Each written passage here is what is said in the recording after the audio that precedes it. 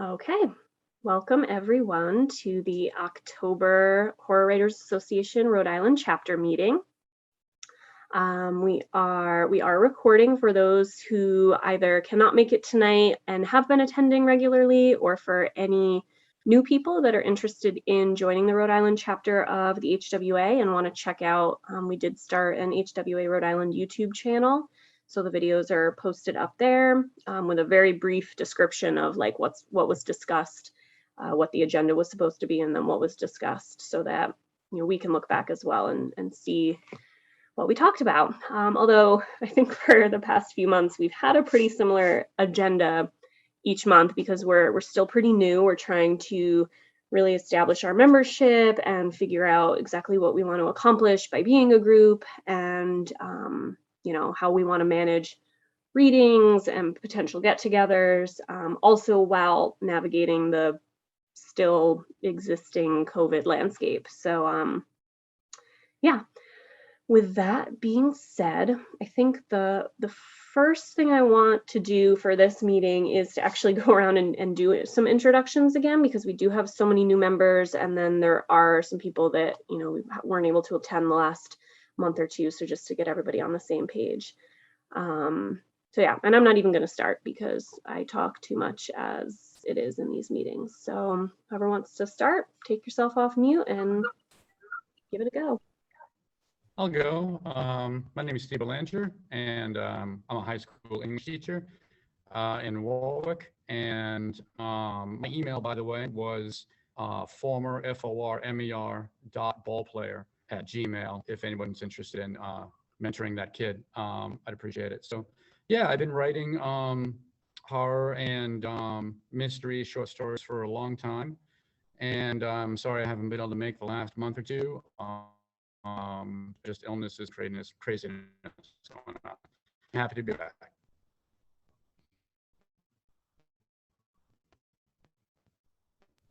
Hey everybody, I'm Josh Rex.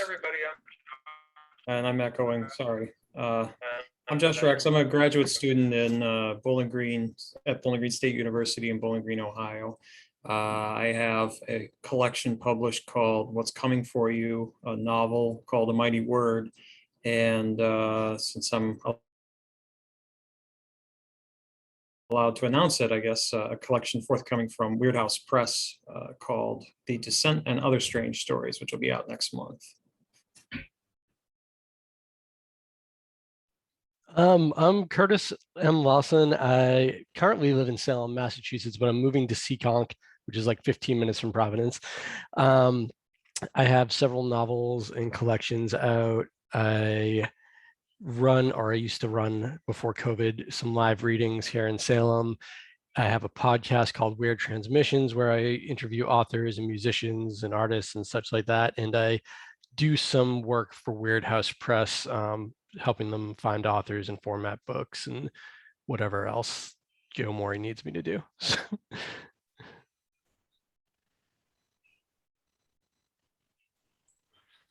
Hi, I'm Paul Magnan.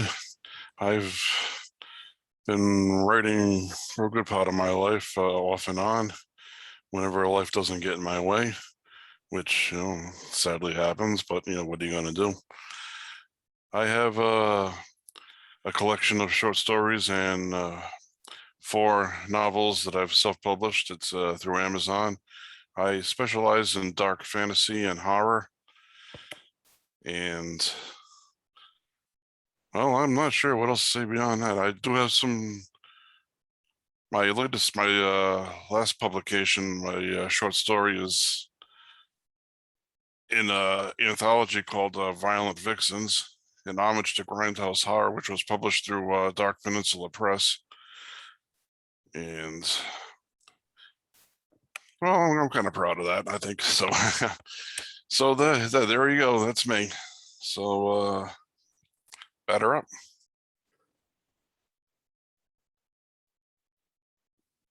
I can go. Hello, everyone. My name is Victoria Dalpe, or Vicky, whatever.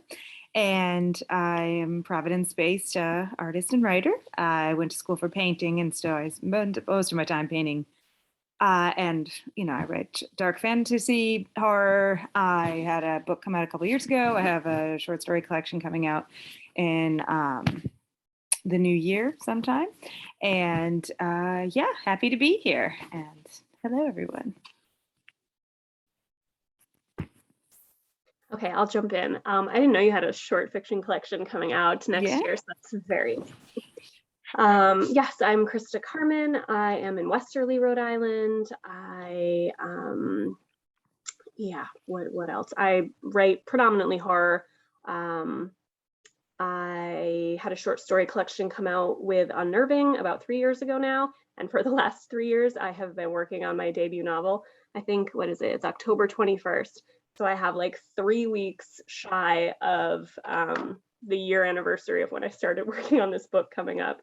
And I'm hoping to maybe have some potential publication news maybe before that 3-year mark hits. So we'll see. Fingers crossed. But yeah, I am it used to be chairperson of the HWA Rhode Island chapter, but now it's the coordinator because I'm really just like, I'm not a boss at all of anything. I just like try to run the social media pages and ask all of you all for help with ideas and whatnot. But you can certainly message me or email me or use the contact page on my website, which is how Lauren found me, to ask questions about opportunities with HWA.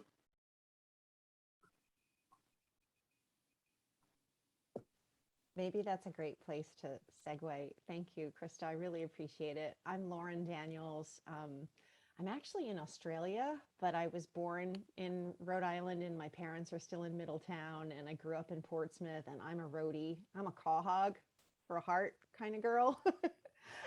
So when I've been watching your chapter for a while, and I spoke to Jean Flynn, who's a friend of mine, and she worked with Lee Murray on the short story anthology that won the Stoker this past year. And she's like, just talk to them because she knows how homesick I am. I mean, we can't travel right now. Australia won't let us out.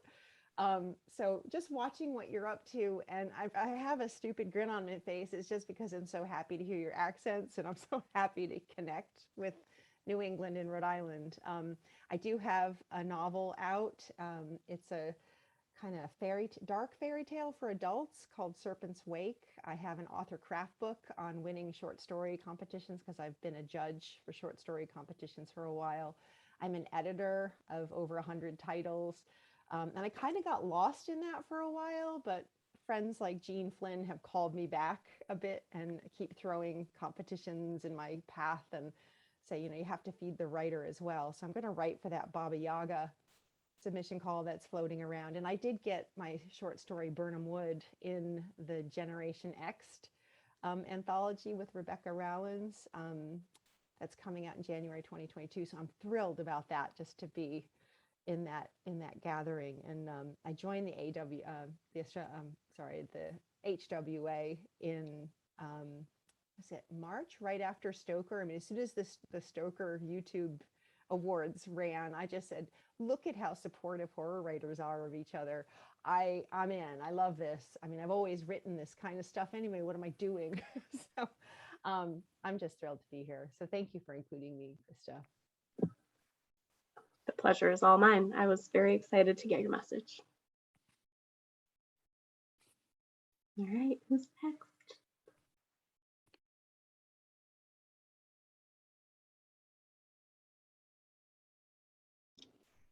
Tiffany, would you like to go?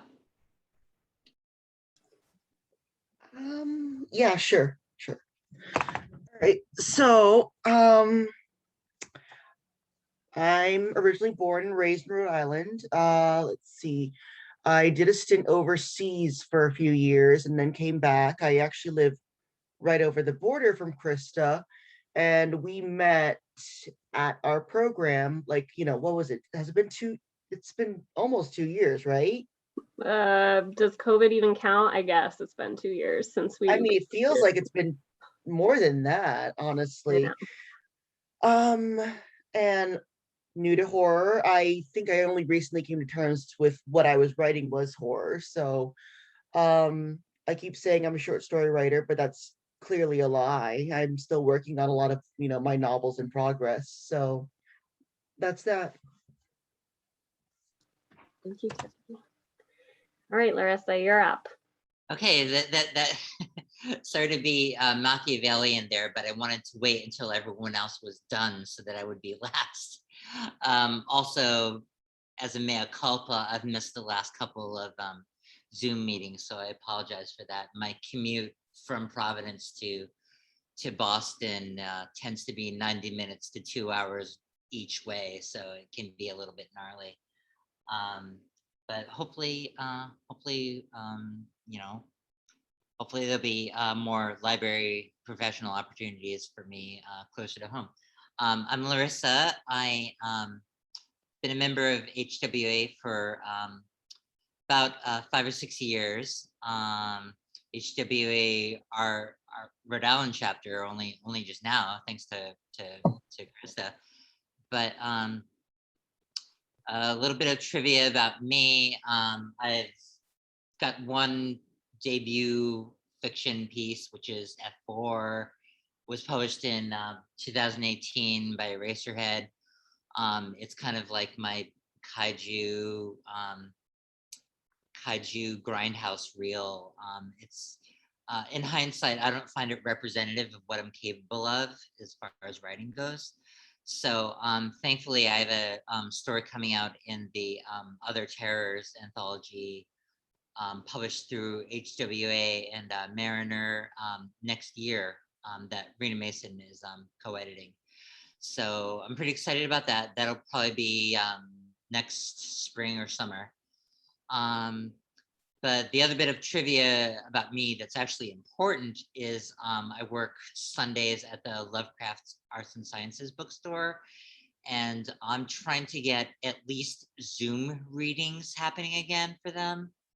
So I want people to literally hit me up like immediately, so that I can line you up and get things happening, because unfortunately, I don't think they'll happen like before Halloween, but I think, now that Pandemonium is back on track, Pandemonium back up in Cambridge, Massachusetts, I want the Lovecraft Arts and Sciences store to get these readings happening again. And I want to aim high, but I also want to be inclusive. I want everyone to, they won't be themed readings exactly, but I just want people to showcase their work. And we have the added complication of social distancing and occupancy limits. So since we have Zoom capabilities, I think it would be really cool to just get this happening again as a regular event. So that's what, that's kind of like my pie in the sky dream right now. But I do want to get it happening before the end of the new year. So yeah, anyone who wants to, I know we had the Lovecraft Film Festival where a lot of the readings got canceled during the pseudo hurricane. And I want to, a lot of the readers that were canceled for that, I just want to front burner them so that they can be front and center. But yeah, that's kind of where I'm at right now.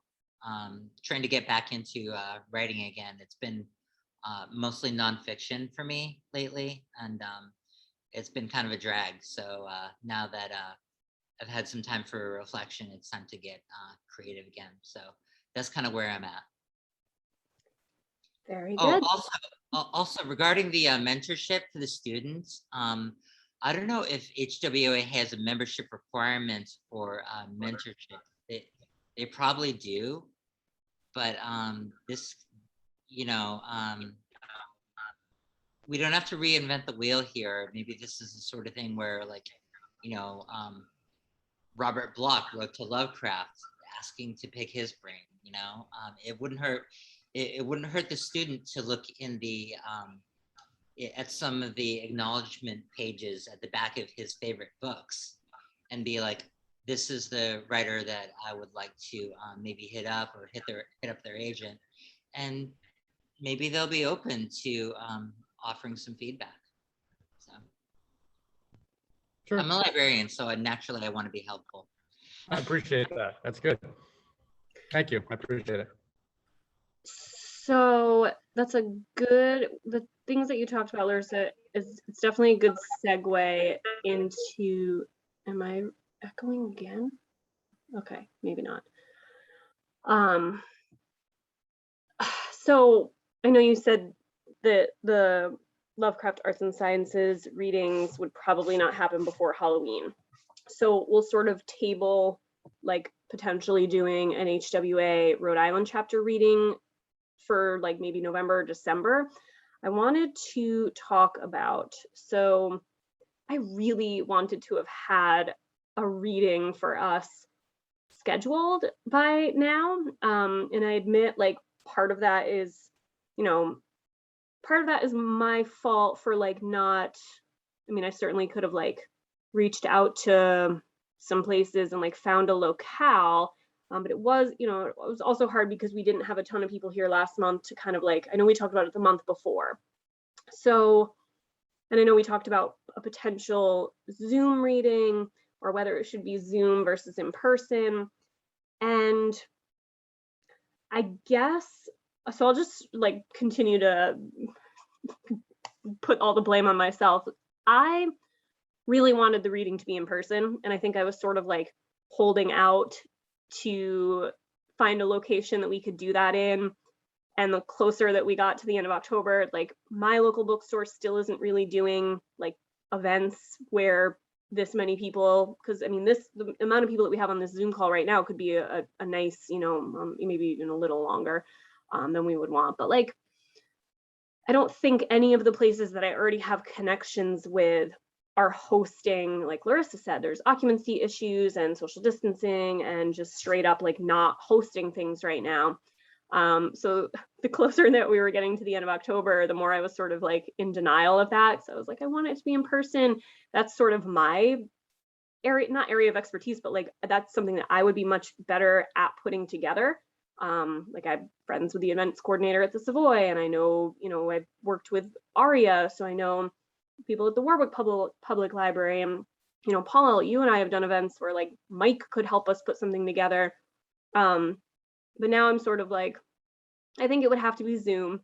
And I don't think that's necessarily the worst thing because, you know, we have a writer from Australia and a writer from Seekonk, and, you know, it wouldn't be the easiest to like all convene in one place potentially. But I'm just not super confident in my abilities to like put a Zoom reading together. So I don't know if somebody has done it before and they want to like give some tips right now or throw some ideas out there. Or I know we talked, like I said, we talked about it a little bit 2 meetings ago, and there was Ken was at that meeting, Ken Vaughn, and he threw a lot of good ideas out there. We talked about, I think, having like 4 to 5 readers, and you know, Vicki, you made a couple comments about not wanting the readings to go over 10 minutes, and we kind of ironed out some of the logistics. But I don't really know how to like I've seen some of these readings on Facebook, and it's like somebody creates a Facebook event and you have to register for it. I don't know anything about like registering and putting a reading together from. You might want to reach out to Jim Chambers from New York, because I think he's involved in the online readings they do. I forget what they call it, but I'm supposed to do one for him in February, I think. But I think it's him and maybe Carol Geisander who So it's coordinate for them. HWA. Yeah, it is for the HWA. So yeah, Okay. it's for the but it's run by the New York chapter. But yeah, message. Do you know Jim Chambers? Yeah, I actually just emailed him 2 days ago about something else. Yeah, I would message him. He probably has some good insight. Okay, that's a great idea. Do you think that it's like completely unreasonable to like say I emailed him and he's like, yeah, we can definitely do something, but like we've got, you know, XYZ lined up for the next 3-4 months.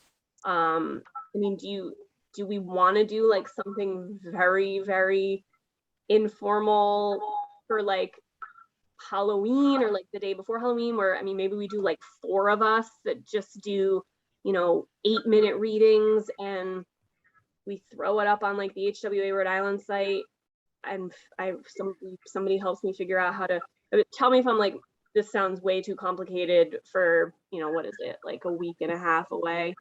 Yeah, I don't know, because we talked about doing something for Friday the 13th back in August, and then we sort of dropped the ball on that.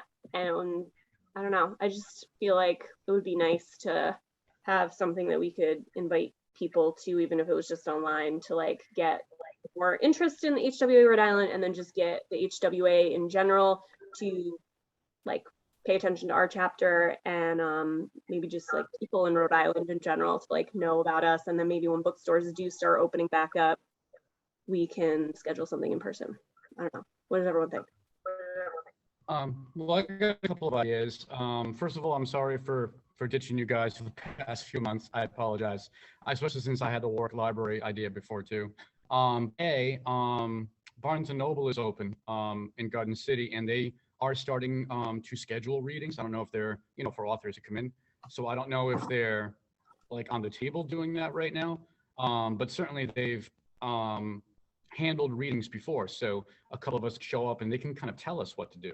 And then we can like record ourselves doing that and maybe upload that. The second idea I had was the Warwick Public Library also has readings, and they've done those readings too. And again, a couple of us could show up and they can just tell us what to do, and we can record that and upload that to the HWA website or something else as well. But I also thought for those of us who haven't given a reading in a while, that maybe next meeting we can actually just practice here amongst each other for a minute or two and read from something, just to, you know, get the verbal wheels going again, to even choose something and decide what we're going to do. And maybe we can even record what I had students do during COVID. I had them do readings of their own projects and record themselves, and then upload that to our own Google Classroom page. Now, so I think we could record ourselves doing something and then upload that to some spot that we should upload that to as well. So Like, I think we've got a couple of different avenues. YouTube channel, probably. Yeah. So Also, to there's the library can stuff. There's StreamYard, which is that's the thing that I think you went on there with me, Christa, when you came on my podcast. You can get a free account for StreamYard, Yeah, and I forget how many. do that too. Yeah, I forget how many people you can have on at a time for the free one, but you can stream it straight to YouTube. So you wouldn't have to like record and upload. You could just do it live, and people could watch it live, Okay. and comment and such.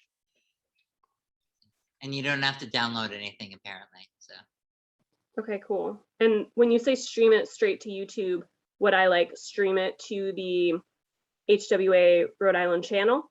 Yeah, whatever you. So basically, you'd make a StreamYard account, and then you'd put whatever channel you want it to stream to. You'd connect it to that channel, so Okay. it will go.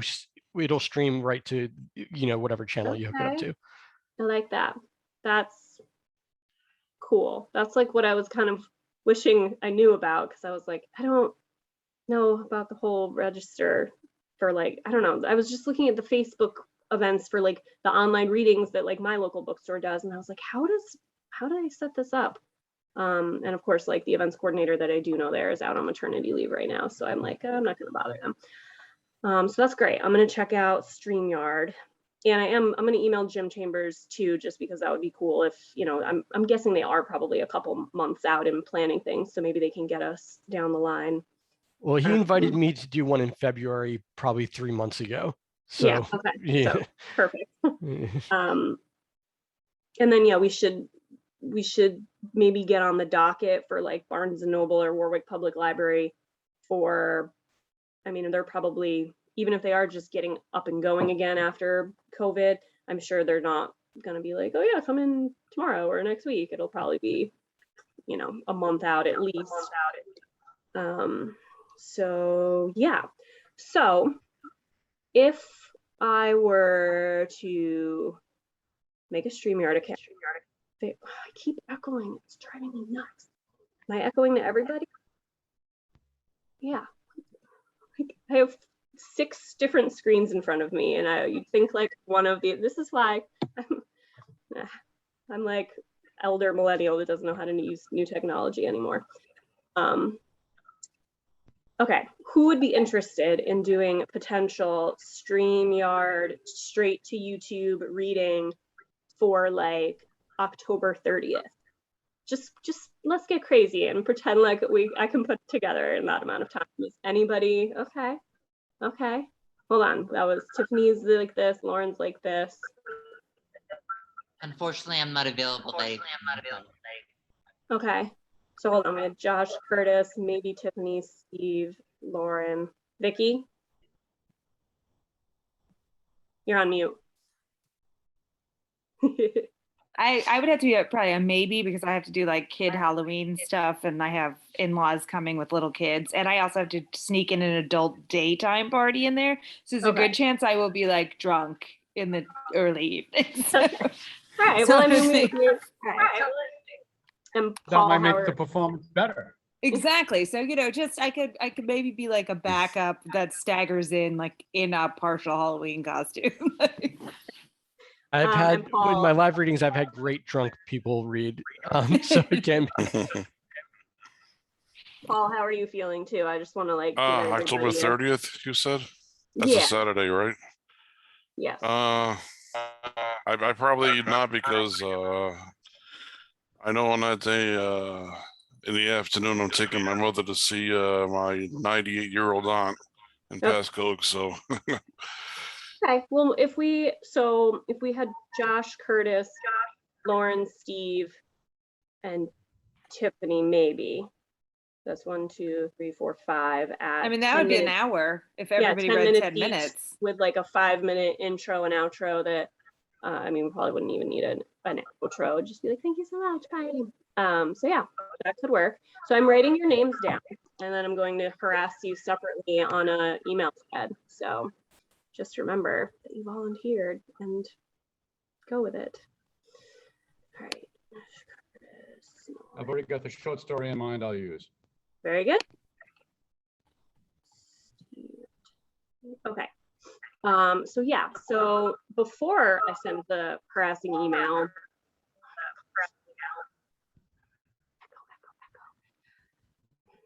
think about, if you're not like Steve and you instantly know what you're going to read, think about what you might want to read and maybe think about timing yourself and making sure, because that is the one thing. The one thing, like I said, I'm not the best with the technology and like I'm very much like an in-person put events together kind of gal, but I will want to run, you know, you don't want to annoy people your first run out, so like they would have to stay within the time limits and definitely go for horror because we're, you know, in October. So if you've got but you know, wide definition of horror. Is that about 10 minutes you said, Christa? I'm sorry to interrupt. Yeah. Okay, thanks. I don't mean like Lauren, I don't mean to scare you and be like, oh, like does dark fairy tales, like I just mean don't use it as like the opportunity to try out your literary comic piece. Like just go some sort of. Look at my shirt. Very perfect. No, I'm on your wavelength and I'm writing there's a true ghost story call. Greg Chapman is a friendly neighborhood author, book cover artist who was did a panel for Stoker. He said that he's done the cover for this anthology and they're seeking true ghost stories. So I'm working on that now and that would work. Oh, that's awesome. Very, very, very awesome. Okay, so. Would you say time frame was again? Say it again? Would you say the time frame was? 10 minutes. For the story time frame was, you said? Yeah. Yeah, 10 minutes. Don't go over 10 minutes. Always feel free to like, if it comes in at 9 minutes and 15 seconds, that's good. Because in the moment, you're probably gonna read a little bit longer and everybody goes 15, 45 seconds over, then, you know. Okay, that could be really fun. Also, if you want to dress up in costume for the reading, because I mean, Zoom readings are not necessarily the most fun, says the person that went to Comic-Con a few years ago dressed as an actual Ouija board. So I am all for costumes. Yeah. Any other ideas? for the reading or for other readings? Well, I do think trying to link up with the Lovecraft Arts and Sciences to kind of have that be some sort of a recurring series, That would be I awesome. think is like a great like no brainer, where then like Larissa would have like a stable of writers that, you know, like it could easily be reached who, you know, want to do stuff, or like, you know, down the line we could try to do like a monthly Yeah. thing. Like we're Yes, like 3 and, or 4. SJ came into the store and he's willing to MC again, so that'd be pretty rad. Yeah, that'd be great. So Larissa, do you like, are you in the position right now? Is the store in the position right now where like you can potentially reach out to somebody and get them on board for something in the near future, or is it still like just about to get to that point? Well, now this is in Europe right now for the next, I think at least 10 days. And I've got a undisclosed road trip coming up this weekend. One person here knows what I'm talking about. The And, driver. yeah, undisclosed. But but like I say, I feel badly that I can't line something up before Halloween. But this is the sort of thing where I'd want like November to start happening. You know, I would like to get something lined up by mid-November. But this is the sort of thing where I need to just really say, okay, I have my own fancy version of Zoom, but I can also sign up for StreamYard. And if that's the sort of thing where we are directly, I don't even know if Lovecraft has a YouTube channel. But you know, it's basically now's like sort of passed me the football, really. So Okay. And just so I'm clear, I'd rather be proactive with it rather than like sit on my hands the rest of the year, you know? yeah. And just so I'm clear, will they be in person or will they be in Zoom? I really think that we should ease people in. This will also ease the audience in. And like, this is no pressure. It's getting colder outside. Just tune in and, you know, hopefully, you know, we'll have in-person events in the future, but come to the Zoom reading because it's no pressure. Show up if you can, but register, you know. So this is my thought, but you are the one to Sorry, go ahead. To correct me if I'm wrong. I would think that people like Josh or Curtis or Vicky, or I guess basically like pretty much everybody said they have like something that just came out or something that's coming out. So if any of the people on the call, maybe Larissa, you want to like throw your email address in the chat, and people can also, all of our emails are in, I didn't create like a blinded listserv. I mean, maybe in the future when there gets to be a lot more of us, but for now, it just seems like there's, you know, so few of us that it seems easier to facilitate communication to just keep all the email addresses like visible on the monthly like reminders that I send out for the meetings.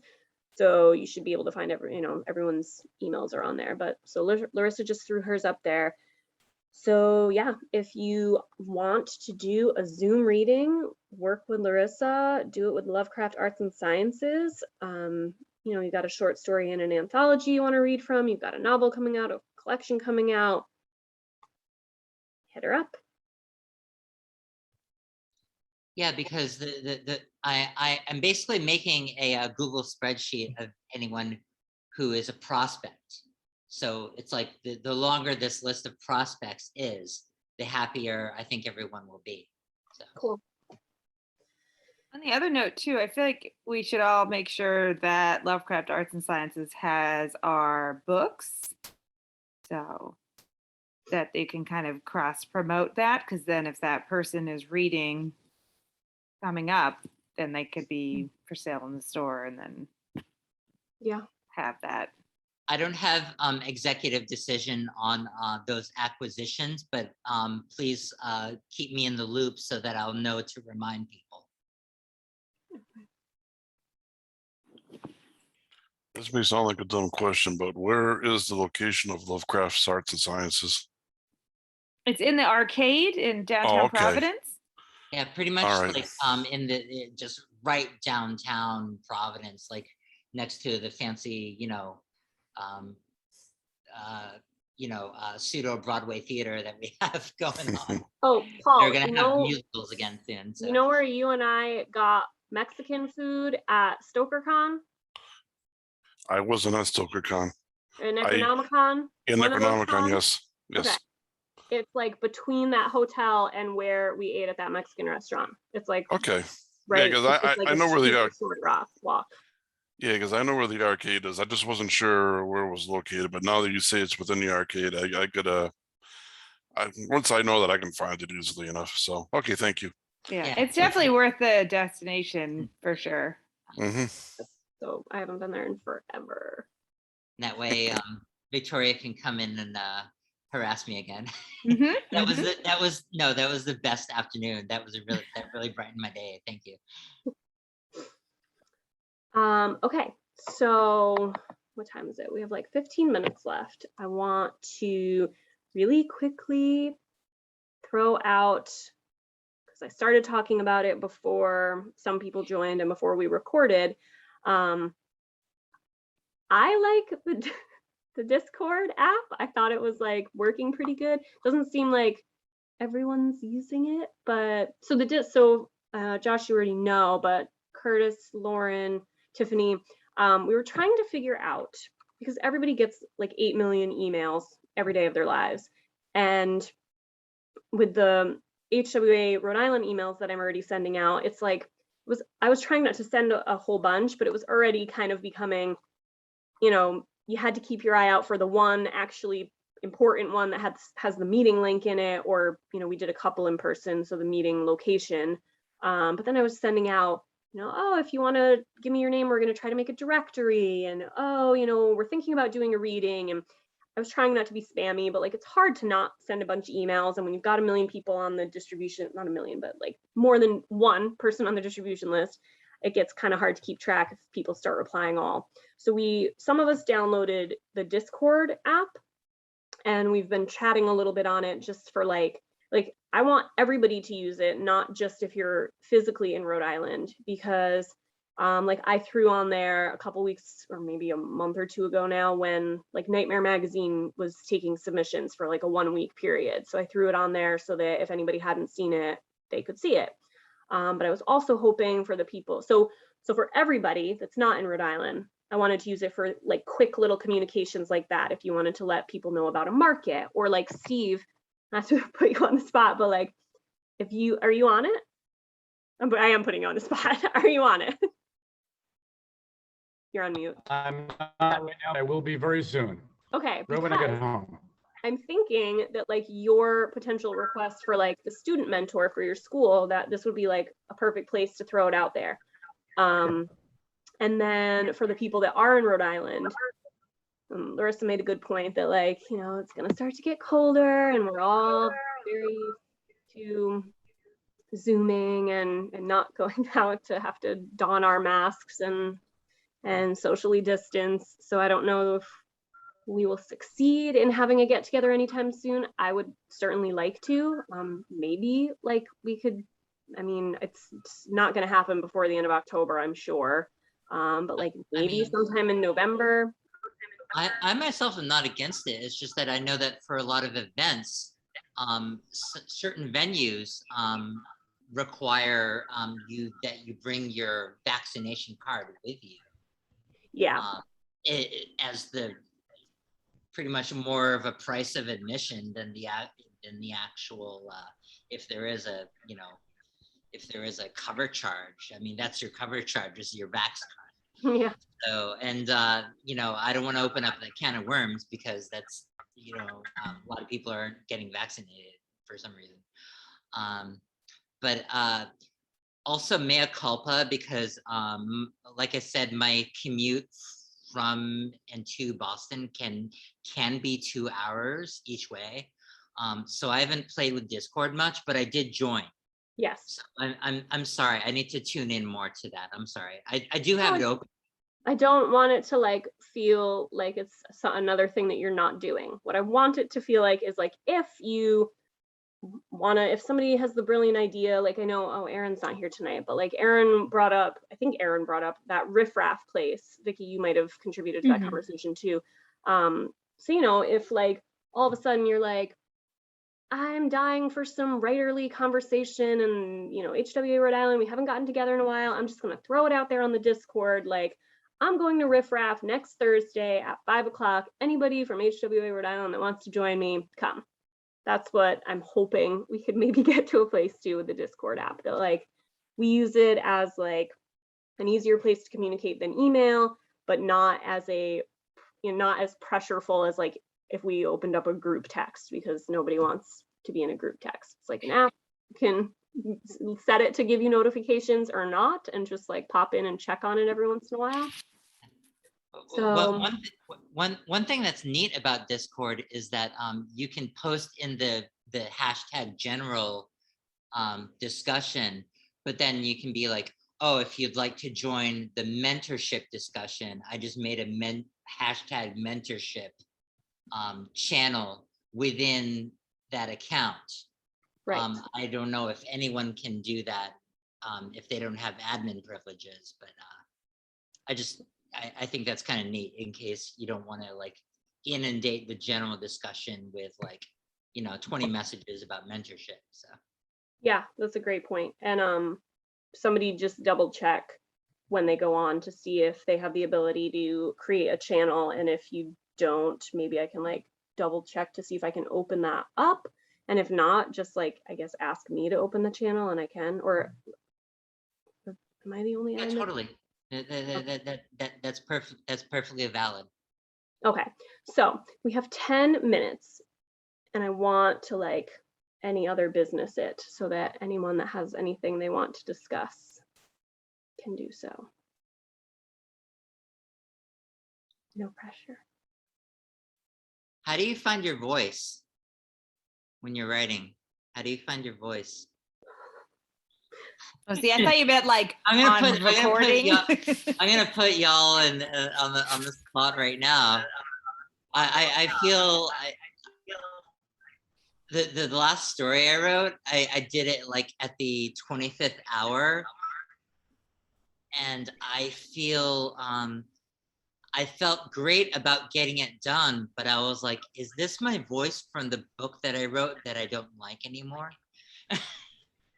But I think that's pretty common, though. I mean, like I had to re-edit my first book that, you know, theoretically will someday get re-released. It was supposed to come back out this year, but next year. And I was like, oh God, I want to rewrite everything about this. I hate this. So I think that it's pretty common. Like sometimes you look at stuff and be like, yeah, that was good. But I think a lot of times you're like, ooh, that wasn't so good. So I think you just kind of grow out of, or like at that time, and then you change as your work changes. And I think the voice is just with time, and just like the more you write, the more you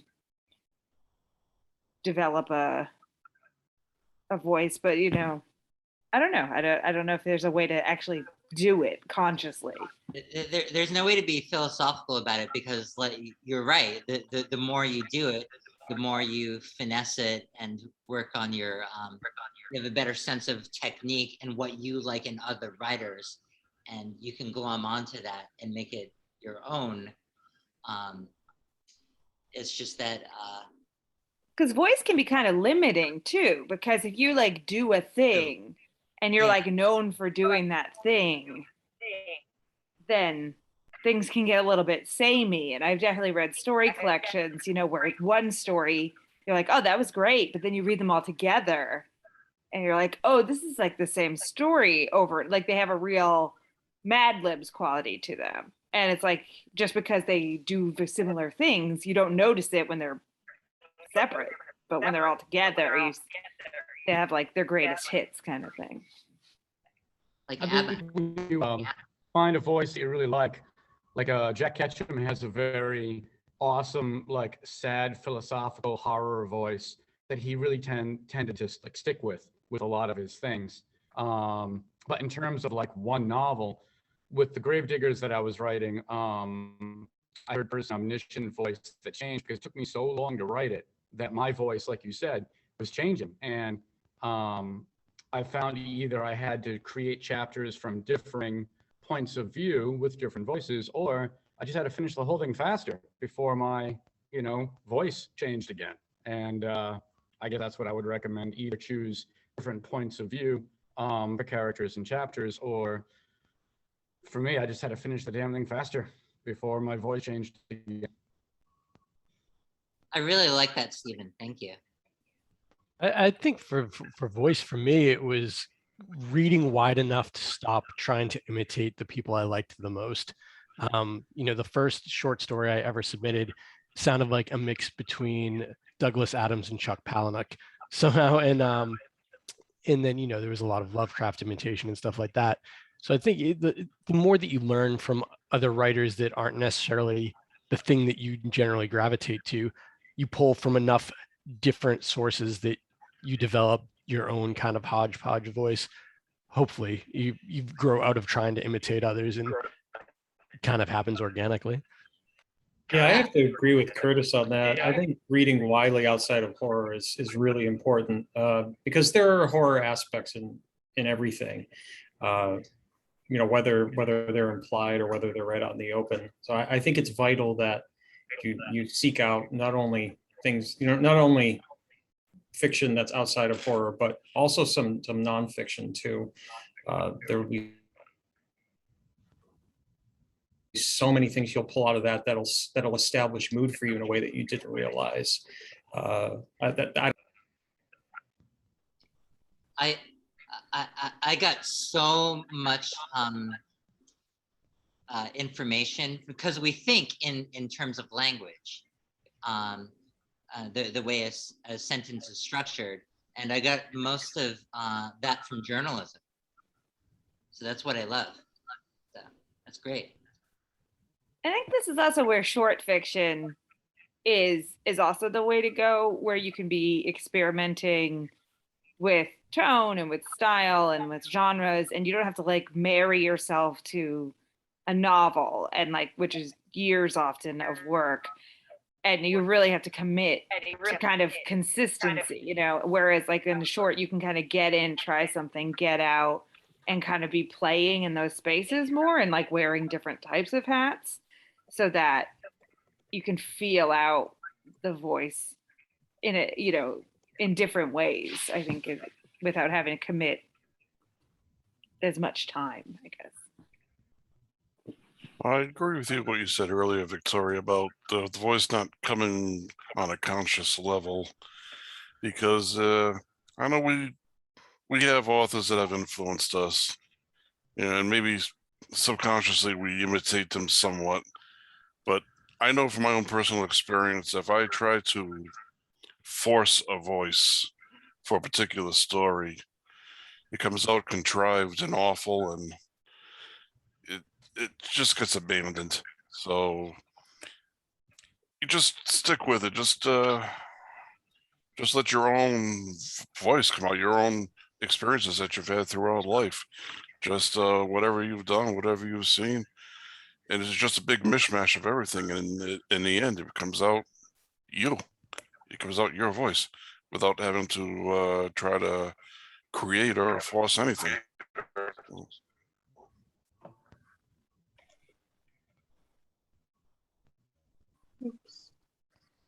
Run a writing school, and this is one of the most common questions, and what I always say is do 10 minutes a day of journaling. Like, don't focus on a project, just journal about the things you don't understand, the questions that you hold, and just play as the writer and feel your voice get stronger. I always call that the dumbbells, lifting dumbbells for your writing voice, where you don't have like a specific deadline and project in mind, but you're just taking those vitamin C's every day. It's just weird how it really helps strengthen your identity on the page, and you play.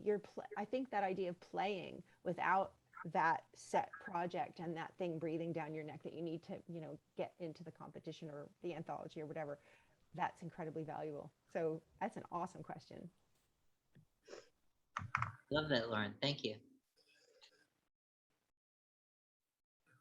And one more quick thing I want to throw in there before we wrap up here with regards to this, that I noticed in my own work, and I think could be maybe problematic throughout, is to make sure you're avoiding cliche as much as possible at all times. Not just cliche in plots, but cliche in language. It's just pervasive. It's so weedy and so much fiction. And I noticed that early on when I started writing, like I'd feel like I was just rolling along and everything was going great. And I go back and just feel like this is just like loads of cliches on the page. So I don't know. You know, I know everybody's probably aware of it to some degree, but I find it even in the smallest little places. Like if you can just cut out every single cliche, your writing changes so much. It's so fresh suddenly. And even if it's very simple, there's something so clear about it.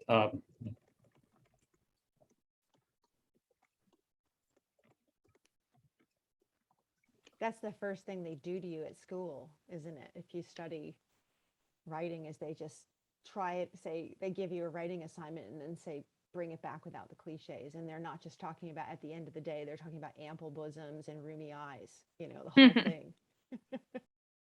Tiffany, did you take Toby's busting cliches thing at Stone Coast?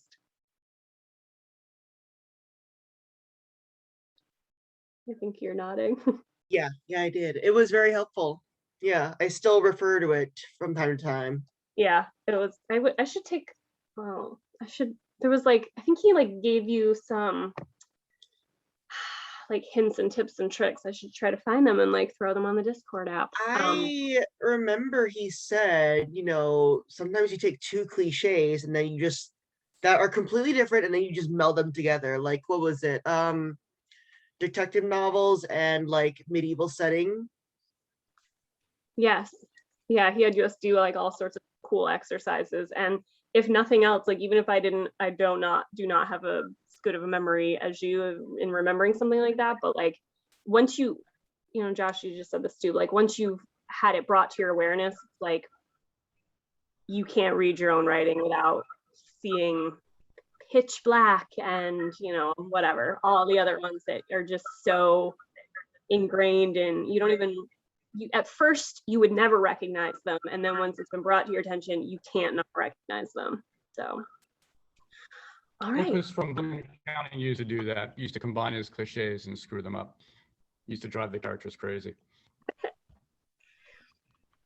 Okay, so the other thing that we try to do, you know, I said I would do it with the readings, but like we do try to keep the meetings to exactly 1 hour because we want it to be something that people look forward to and doesn't feel like a chore. So we have to end right on time because people have their lives to get back to.